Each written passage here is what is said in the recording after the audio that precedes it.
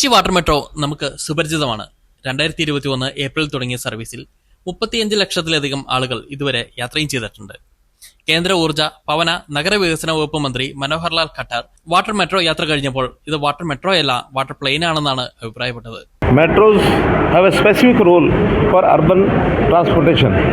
उसी अर्बन यानी मोबिलिटी के एक हिस्से के तौर पर अगर आप देखते हैं तो ये जो वाटर मेट्रो है, जो कोच्चि मेट्रो ट्रांसपोर्ट कॉरपोरेशन का ये जो प्रोजेक्ट है, इसको देखने का आज मुझे मौका मिला है. वास्तव में ही बहुत ही एक आनंददायक ये प्रोजेक्ट है. इसका भी मैंने सफ़र किया है और मैं इसको ये कह सकता हूँ कि it's not a water metro but it is a water plane. Plane की तरह ही सब सुविधाएं इसके अंदर देखने को मिली हैं और मैं समझता हूं कि लोगों को बहुत बड़ी सहूलत सुविधा जब से ये मेट्रो वाटर मेट्रो शुरू हुई है, पिछले 1.5 साल में लगभग 3.5 million people have enjoyed it. यानी 35 लाख लोगों ने इसको एंजॉय किया है.